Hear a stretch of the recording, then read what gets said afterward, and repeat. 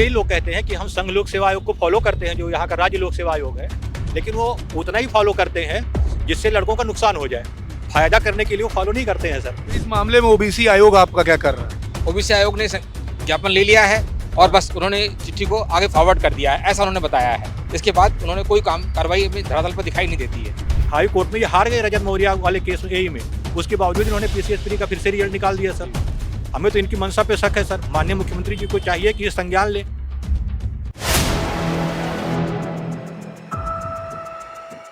4 PM news network में आप सभी का स्वागत है। मैं हूं क्षितिज कांत। कुछ ही दिन पहले आपने प्रयागराज में Uttar Pradesh public service commission कार्यालय के बाहर तमाम छात्रों को प्रदर्शन करते हुए देखा। लाठी चार्ज होती है, छात्रों के साथ बर्बरता पूर्वक उनको वहां से घसीट कर ले जाया जाता है। लेकिन जो तमाम मांगे थी, जो कि त्यों बनी हुई है, माइग्रेशन को लेकर के तमाम सवाल खड़े होते हैं, आयोग कोई जवाब नहीं देता। मार्कशीट के लिए तमाम जो मार्क्स होते हैं उनके लिए तमाम सवाल खड़े होते हैं, कोई जवाब नहीं। OMR सीट को लेकर के सवाल खड़े होते हैं, कोई जवाब नहीं। तमाम बार ये प्रदर्शन होते रहे लेकिन कोई भी जवाब आयोग की तरफ से आता ही नहीं है। हमारे साथ कुछ युवा हैं जो हाथों में ये पेपर लेकर या राजधानी लखनऊ के बाबा साहेब भीमराव अम्बेडकर सामाजिक परिवर्तन स्थल पर खड़े हुए हैं। तमाम सवाल है, सर क्या चल रहा है, ये माइग्रेशन पॉलिसी क्या है और किस तरीके से इसमें खेल है हो रहा है, आरोप क्या है आपकी? माइग्रेशन पॉलिसी में इन्होंने 2019 में एक अपनी अप्रत्याशित मीटिंग की है, जो कि कहीं से भी जायज़ नहीं है। ना इनका कानून का कोई जियो है, ना कॉन्स्टिट्यूशन में, ना शासन को अवगत कराया गया है। 19 दिसंबर 2002 को ये और 10 दिसंबर 2019 को, हाँ, ये इन्होंने कोर्ट में डाला है। तब मालूम चला है कि इन्होंने 2019 में निर्णय लिया है कि ये माइग्रेशन पॉलिसी अंतिम रूप में लागू करेंगे, जो कि अन्याय है और इसीलिए इन्होंने माइग्रेशन पॉलिसी बंद कर दी है। इसी कारण सारी परीक्षाएं 2018 से इन्होंने लागू कर दी हैं। जैसे 2016 का आरओ में 131 वाला लड़का फेल हो जाता है और जनरल वाला लड़का 129 से पास है। ये कहाँ का न्याय है कि 131 वाला पास है? BU एग्ज़ाम में 137 वाला लड़का पास है। अगर EWS का लड़का है 151 पे वो फेल है। OBC का 164 पे वो फेल है, 164 वाला फेल है, 137 वाला पास है। ये कहाँ का न्याय है? ऐसे ही आयोग इन्होंने हर एग्ज़ाम में जितने भी 18 के बाद से हुए हैं उसमें एजुकेशन पॉलिसी बंद कर दी है। और बाद में आयोग का तर्क होता है कि हमें योग्य कैंडिडेट नहीं मिले हैं, जबकि पहली लेवल पर ही सीढ़ी हटा दी गई है, उसमें लड़का क्वालिफाई कर ही नहीं पा रहा है। इन्होंने जनरल को एक कैटेगरी वाइज दे दिया है, जनरल को रिजर्वेशन अनरिजर्व से जनरल कर दिया है। जनरल का मतलब 50% रिजर्वेशन उसको दे दिया है, उसको फिक्स कर दिया है। बाकी लोगों को उसमें माइग्रेशन नहीं कर रहे हैं, जिससे OBC और सभी कट ऑफ ज़्यादा जा रही है। अगर ज़्यादा जनरल कट ऑफ ज़्यादा जा रही है तो उसका मतलब ये है कि वो लोग को रिजर्वेशन का लाभ मिल ही नहीं रहा है। लाभ नहीं मिल रहा है तो न्याय कैसे हुआ? आरक्षण नीति कैसे लागू हो रही है कि 164 वाला लड़का पास हो जा रहा है, फेल हो रहा है, और 137 वाला लड़का पास हो जा रहा है? ये सरासर अन्याय है। इसको आयोग को देखना चाहिए। आयोग ने ज्ञापन भी हुआ है, कोर्ट में केस भी हुआ है, लेकिन आयोग नहीं सुन रहा है। ये प्रिविलेज पॉलिसी के थ्रू इसको काम किया जा रहा है। रिजर्वेशन में किस तरीके खेल हो रहा है? सर रिजर्वेशन में ये हो रहा है कि जो एक आरक्षण का नियम बनाया गया था, जो संसद का पारित है, कानून नियमावली है 1994 की जी। उसके तहत ये था कि जो पिछड़े वर्ग, दलित और SC ST ये लोग होते हैं, PH के होते हैं, उनको थोड़ा कम नंबर भी अगर आता है तो उनको अनरिजर्व में अगर कटाव से उनका थोड़ा कम भी होता था तो सेलेक्ट होते थे। और अगर कोई कटाव से ज़्यादा पाता था अनरिजर्व के तो उसको माइग्रेट कर दिया जाता था सर, ये है। लेकिन आयोग ने क्या किया है, वही जो आप असाधारण बैठक कहते हैं 2019 वाली, उसके बाद से उन्होंने क्या किया कि जो कैटेगरी है उसको उसी में रख देते हैं वो, तो बहुत ज़्यादा नंबर पाकर भी वो अपनी ही कैटेगरी में रह जाते हैं। तो इस कारण से उनका जो कटाव है वो काफ़ी ज़्यादा चला जाता है। जैसे अभी इन्होंने दिखाया ही था आपको सर, ये वाली बात सर, कि जैसे OBC की है उसकी कटाव BO 2019 में 165 गई सर, और अनरिजर्व की 137 चली गई सर, है ना। एक तो ये है, और दूसरा आयोग सर ट्रांसपेरेंसी का मुद्दा होता है सर, कि वो ना तो फाइनल आंसर की देते हैं, ना किसी की फाइनल कट ऑफ बताते हैं सर, और एग्जाम हो जाने के बहुत सालों बाद भी वो उसको पब्लिश नहीं करते हैं सर, ये मुद्दा है। एक और बात है सर, मैं आपको जो बताऊं जो इंटरेस्टिंग है, कि अगर कोई लड़का अदर स्टेट का है, अदर स्टेट से आता तो क्या लाभ होता है और आप लोग को किस तरीके? अगर मैं अपने प्रदेश में हूँ तो मुझे अपने प्रदेश में ही पीछे कर दिया गया। अगर मैं मध्य प्रदेश का होता, बिहार का होता, उत्तराखंड का होता, तो मैं कम नंबर पाकर भी अनरिजर्व में सेलेक्ट हो जाता। और यहाँ पर मैं ओबीसी एससी इनमें होने के कारण सिलेक्ट नहीं हो पा रहा हूँ, क्योंकि मैं अपने स्टेट में आरक्षित वर्ग में आता हूँ। आरक्षित वर्ग होने के कारण ही मैं सिलेक्टेड नहीं हूँ, जबकि अदर स्टेट के लड़के यहाँ आके टॉप करते हैं, कम नंबर पर भी वो सिलेक्ट हो जाते हैं, क्योंकि वो अनरिजर्व में फॉर्म भरते हैं और वो उसमें सिलेक्ट हो जाते हैं। दूसरी बात, जब ये सर OTR कराते हैं, वन टाइम रजिस्ट्रेशन जब कराते हैं, तो उसमें क्या करते हैं, पहले ही फिक्स करा लेते हैं कि आप ओबीसी में हो, किसमें हो। और आरक्षण का मूल महत्व ही यही है सर कि हमको कम नंबर पाने पर हमको थोड़ी राहत मिलेगी। आरक्षण का मूल भाव ही यही है सर, और ज़्यादा नंबर पाकर हम सिलेक्ट नहीं हो रहे हैं। अच्छा, एक चीज, एक सवाल और है जी। EWS, OBC, SC, ST, PH सारी कैटेगरी को मिल रहा है, जिसमें एक PH की एक लड़की है वैष्णवी पाठक, उसके 99 क्वेश्चन करेक्ट हैं, फिर भी वो अनसिलेक्टेड है क्योंकि वो PH कैटेगरी से है। एक लड़की है जिसके 110 क्वेश्चन नेट करेक्ट हैं, मतलब कि लोग कह रहे हैं CSAT में फेल होगी, लेकिन CSAT में फेल नहीं है वो, उसके 10 हैं। उसने पहले भी मेंस लिखा है जनरल से, लेकिन अब PH कैंडिडेट में आ गई है तो उसको सिलेक्ट नहीं कर रहे हैं लोग, और उसके पास कोई रास्ता नहीं है कि वो किससे फरियाद करे। सिर्फ इसका मैं इसका संक्षेप में कर देता हूँ कि जनरल कैटेगरी कोई कोटा नहीं है, यह एक मेरिट बेस्ड पूल है। कोई भी योग्य कैंडिडेट यहाँ आ सकता है। रिजर्वेशन केवल शुरुआत में मदद करता है, पूरी दौड़ में मदद नहीं करता है। ठीक है। अच्छा, एक सवाल और है। हाँ। जब आप लोग जब प्री एग्जाम देते हैं, हाँ। कुछ आरोप ये भी लग रहे हैं कि रिजर्वेशन या फिर जो माइग्रेशन है वहाँ पे लागू नहीं किया। नहीं लागू करते हैं, वो अंतिम फेज में लागू करते हैं। ये तो पहले तो लागू होता था। हाँ, पहले 2018 पहले साल लागू होता था, UPSC में अब भी लागू होता है, लेकिन कमीशन नहीं लागू करता है। तो ये कैसा खेल है? शुरुआत से रिजर्वेशन मिलना चाहिए, माइग्रेशन। ये सर ऐसा खेल है कि ये जो रिजर्वेशन है, आज जब जिसको जरूरत हो तब मिलना चाहिए, और अगर उसने एक बार रिजर्वेशन ले लिया तो उस रिजर्व कैटेगरी में रहेगा, है ना सर। ऐसा UPSC करता है सर, संघ लोक सेवा आयोग यही करता है। लेकिन ये लोग कहते हैं कि हम संघ लोक सेवा आयोग को फॉलो करते हैं, जो यहाँ का राज्य लोक सेवा आयोग है, लेकिन वो उतना ही फॉलो करते हैं जिससे लड़कों का नुकसान हो जाए। फायदा करने के लिए वो फॉलो नहीं करते हैं सर। जैसे कि यहाँ पर अगर एक कोई है जिसका प्री में है नंबर, अगर उसके थोड़े कम हो गए कट ऑफ से, तो वो यहीं से बाहर हो जाएगा। फिर वो मेन में अगर कोई पहुंच गया है तो वहाँ अगर कम हुआ तो बाहर हो जाएगा। ये इंटरव्यू स्टेज पर जाकर फाइनल स्टेज में रिजर्वेशन देंगे, जहाँ पहुंचने वालों की संख्या ही बहुत कम हो जाती है पहले ही। बाद में कहते हैं कि यहाँ पर योग्य कैंडिडेट नहीं मिले हैं, इसलिए सीटें भरी नहीं गई हैं। हाँ, ये भी होता है कि हाँ। योग्य कैंडिडेट में सीटें खाली जब चली पहले जाती हैं। लेवल पे आप हटा देंगे, लास्ट में बहुत कम बचेंगे, तो योग्य कैंडिडेट मिलेंगे ही नहीं। अच्छा, टीना डाबी का भी एक केस का जिक्र होता है। टीना डाबी का एक केस है जहाँ तक मुझे पता है, जी। जो मतलब सोशल मीडिया प्लेटफॉर्म पे लेवल है, मेरे पास कोई ऑथेंटिक डेटा नहीं है, कि उनका प्री में कुछ नंबर कम था कट ऑफ से, तो वो चूंकि रिजर्व कैटेगरी में आती थी तो उनका सेलेक्ट मतलब आ गए उसमें। फिर उन्होंने मेंस दिया और इंटरव्यू में मतलब फाइनल उनको रैंक 1 आ गई। मैं कहता हूँ अगर उन्होंने यहाँ पेपर दिया होता और 2 नंबर, हाँ, तो वो प्री पास नहीं होती। वो लोक सेवा आयोग में 2 नंबर कम अगर उनका होता और रिजर्व कैटेगरी में होती तो वो प्री पास नहीं करती। फाइनल सिलेक्शन की तो बात ही भूल जाइए। ये नुकसान है सर कि जो आज टॉपर है, जिसके नाम के लोग सीख रहे हैं, उनसे मतलब गाइडेंस लेते हैं, वो अगर यहाँ होती तो अनसिलेक्टेड कहलाती, सिलेक्टेड ही नहीं होती, सारा गाइडेंस अलग रहता।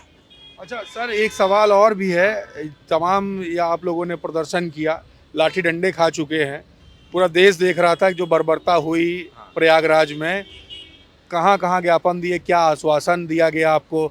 क्या वाकई में लग रहा है कि चीज़ें सुधर पाएंगी, या जो मनमानी जो 10 दिसंबर 2019 से जो शुरू हुई है वही मनमानी होती रहेगी? वही होती रहेगी, क्योंकि अभी तक कोई कार्रवाई नहीं हुई है। 30 तारीख का समय दिया गया था आंदोलन के बाद कि 30 तारीख तक अगर उन्होंने नहीं अपनी ट्रांसपेरेंसी के नाम पर कुछ बात नहीं की तो 30 तारीख को फिर से आंदोलन होगा। जबकि ओबीसी आयोग में मुख्यमंत्री को ज्ञापन दिया गया है, चीफ सेक्रेटरी को, प्रिंसिपल सेक्रेटरी को दिया गया, आयोग को चिट्ठी लिखी गई है, कोर्ट में केस चल रहा है, पर अभी तक हमारे हाथ में कुछ नहीं है। तो इस मामले में ओबीसी आयोग आपका क्या कर रहा है?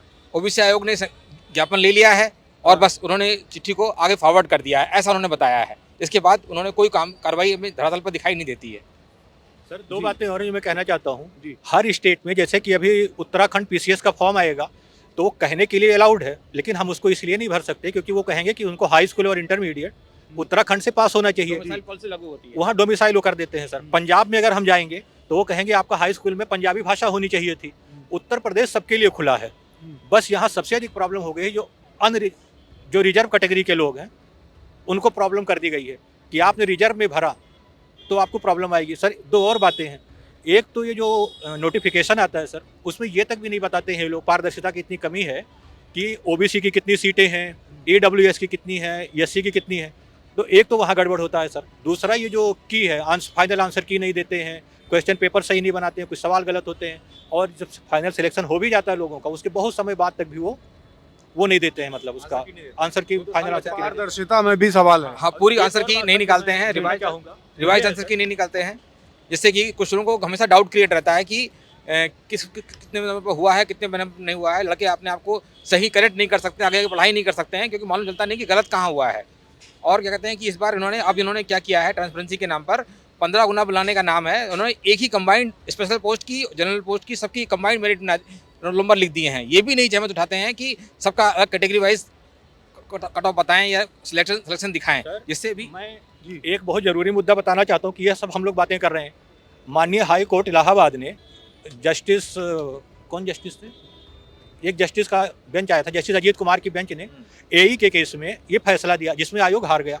उसमें उन्होंने लिखा है, 39 पेज का जजमेंट है, अगर आप उसे पढ़ेंगे तो लाइन टू लाइन उन्होंने बताया है कि आयोग ने कैसे गलती की है, जानबूझकर गलतियां की है, मतलब गलतियां हुई हैं उनसे। और उन्होंने कहा कि आप इस रिजल्ट को रोकिए, प्री का दोबारा रिजल्ट निकालिए और तब कराइए एग्जाम। अगर उनकी मंशा सही होती तो फिर वो डबल बेंच में जाकर स्टे ले लिए, एग्जाम करा लिए, और फिर अगला रिजल्ट जो उन्होंने निकाला अभी पीसीएस प्री का, वो भी फिर उसी पैटर्न पर निकाल दिया। मतलब इनकी नज़र में आयोग के हाई कोर्ट भी कोई इज्जत नहीं है मेरी समझ में, कि अगर इज्जत है तो आप अगला रिजल्ट भी निकाल दिए। अब डबल बेंच में जब फैसला आएगा उस पर इन्होंने छोड़ दिया सर। अच्छा, एक सवाल और है, यहाँ मुख्यमंत्री योगी आदित्यनाथ कई बार आरोप लगते हैं कि आप लोग मुद्दा उठाते हैं वहाँ तक पहुँचता नहीं, क्या संज्ञान में नहीं है क्या मुख्यमंत्री जी के? संज्ञान में तो है, लेकिन उस पर कार्रवाई जो करने का आदेश दिए गए हैं वो पूरी तरह धरातल पर नहीं उभरते हैं। कि माननीय मुख्यमंत्री जी को जानकारी होगी, उन्होंने नीचे लोगों को दिया होगा आदेश, क्योंकि हम लोगों ने ये हाई कोर्ट में जब केस किया है आरओ को लेकर, तो सबको रिप्रेजेंटेशन लीगल नोटिस भेजा है, प्रिंसिपल सेक्रेटरी को भेजा है, कार्मिक विभाग को भेजा है, आरओ की पोस्ट इलेक्शन कमीशन की थी उनको भी भेजा है। तो ऐसा तो हो नहीं सकता कि सेक्रेटरी किसी दूसरे ग्रह पर रहते हैं, वो भी पढ़े लिखे लोग ही हैं, कभी सिलेक्ट होकर वो भी आए थे। बस और बात है कि जब वो दिए थे तो शायद व्यवस्था ज़्यादा फेर रही होगी, है ना। आज की व्यवस्था होती तो कई हो सकता है कि कुछ लोग होंगे जो कटाव से निकलते हैं। मैं कई ऐसे को जानता हूँ जो अपने कई आगे के अटेम्प्ट में निकले और नंबर कम था और रिजर्वेशन से भी हो गया, ऐसे हुए हैं। लेकिन अभी शायद वो लोग इसको ध्यान नहीं दे रहे हैं या कोई और प्रॉब्लम है, कुछ तो इशू है सर। खेल ये अगर एक्सपोज होगा तो काफ़ी लोग घेरे में आने वाले हैं। सर बिल्कुल आना चाहिए, क्योंकि ये असंवैधानिक है, ये संविधान का उल्लंघन है, ये सरेआम संविधान के बनाए नियमों का, विधानसभा के बनाए नियमों का उत्तर प्रदेश लोक सेवा आयोग ने एक साधारण मीटिंग करके, कैसे कोई एक आयोग संसद के बनाए कानून का जो नियमावली बनाई गई उसका उल्लंघन करके ये अपना काम कर रहे हैं सर। हाई कोर्ट का आदेश है, हाई कोर्ट में ये हार गए रजत मौर्य वाले केस एई में, उसके बावजूद इन्होंने पीसीएस प्री का फिर से रिजल्ट निकाल दिया सर। हमें तो इनकी मंशा पे शक है सर। माननीय मुख्यमंत्री जी को चाहिए कि ये संज्ञान लें, क्योंकि अगर ये लोग नहीं लेंगे तो संविधान की शपथ लेकर जो बैठे हुए लोग हैं, अगर वही कुछ नहीं कर रहे हैं तो हमारे पास तो कोई ऐसी अथॉरिटी ही नहीं है ना। मैं तो खाली बोल सकता हूँ जी, लेकिन संविधान है। आपका नाम क्या हुआ सर? सर मेरा नाम विनोद वर्मा है।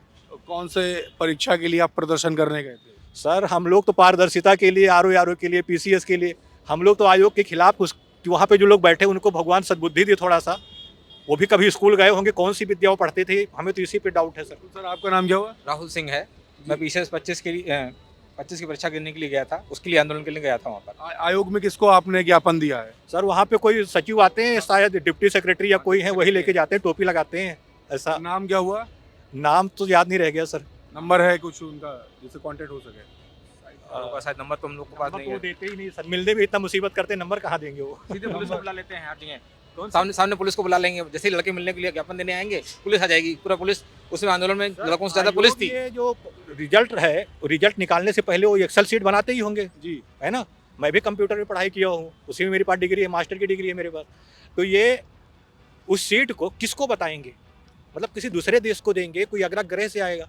पारदर्शिता तो हमारी होनी चाहिए ना, हम ही भारत के लोग हैं, हम भारत के लोग से सब शुरू होता है। यही बिहार का आयोग सारी आंसर की देता है, डिस्प्यूटेड क्वेश्चन को बताता है और ओएमआर शीट कॉपी कर देता है पब्लिकली, मेंस की कॉपी भी दे देता है। और ये आयोग जबकि आयोग ने दो जुडिशरी के केस में 24 कॉपियाँ या 48 कॉपियाँ गलत पकड़ी गई हैं, कोर्ट ने रिवाइज रिजल्ट निकालने को बोला, तब जाके उन्होंने कॉपी बदली, मेंस की कॉपी तक उन्होंने बदल दी। इस तरह की अपारदर्शिता और गौरव धंधा चल रहा है आयोग के अंदर। दो लोगों से मेरी प्रार्थना है, एक तो यहाँ पे संजय श्रीनेश जी से, जो उत्तर प्रदेश लोक सेवा आयोग के चेयरमैन हैं, और माननीय मुख्यमंत्री जी से कि आप इस असंवैधानिक काम को रोकिए और जो नियमावली है उसको पालन करिए। माननीय हाई कोर्ट ने जो आदेश दिया है जस्टिस अजीत कुमार ने, उसको लीजिए। आप डबल बेंच में गए हैं, ठीक है, हम लोग हाई कोर्ट में हैं, यहाँ लखनऊ बेंच में जस्टिस माथुर के कोर्ट में केस चल रहा है सर आरओ को लेकर, उस पर आए। और ये मतलब सर पारदर्शिता का पालन करें और कम से कम आरक्षण जो दिया गया है उसको तो पालन करें। जो बाबा साहब अम्बेडकर ने संविधान बना के दिया था वो भी बहुत पढ़े लिखे व्यक्ति थे। हमें लगता है आज के जो लोग हैं उनसे भी ज़्यादा, उनके पास बहुत डिग्री थी, उन्होंने संविधान में दिया था और ये लोग उसका पूरा पालन नहीं कर रहे हैं सर। बिल्कुल, तो ये देखिए ये बड़े सवाल थे जो यहाँ पर इन अभ्यर्थियों ने उठाए हैं। प्रयागराज में बड़ा प्रदर्शन हुआ, लाठी डंडे चले, बर्बरता जो हुई वो तक देखा, लेकिन उसके पीछे ये प्रदर्शन क्यों हुआ था वो मुद्दे उठाए गए हैं। रिजर्वेशन के साथ एक बड़ा खेल हो रहा है। EWS, OBC, SC जो कैटेगरी के जो छात्र हैं इनके साथ बड़ा खेल हो रहा है, रिजर्वेशन के साथ खेल हो रहा है। उसको लेकर के आवाज़ उठा रहे थे, तमाम ज्ञापन दिए गए। साफ कहा है कि मुख्यमंत्री योगी आदित्यनाथ को इसके बारे में संज्ञान तो है, लेकिन नीचे जो बैठे हुए तमाम जो अधिकारी हैं वो कहीं ना कहीं गड़बड़ कर रहे हैं। कोशिश करेंगे तमाम अन्य लोगों से भी बात करने की और समझने की कि पूरा खेल क्या है और इस पे किस तरीके से कार्रवाई होगी। क्या वाकई में इनको न्याय मिल पाएगा या जिस तरीके से अभी तक हीला हवाली होती रही है उसी तर्ज पे कार्रवाई होगी। जुड़े रहिएगा 4 PM न्यूज़ नेटवर्क के साथ तमाम अपडेट्स के लिए। मैं हूं क्षितिज कांत, कैमरा पर्सन शुभम के साथ 4 PM न्यूज़ नेटवर्क के लिए। धन्यवाद।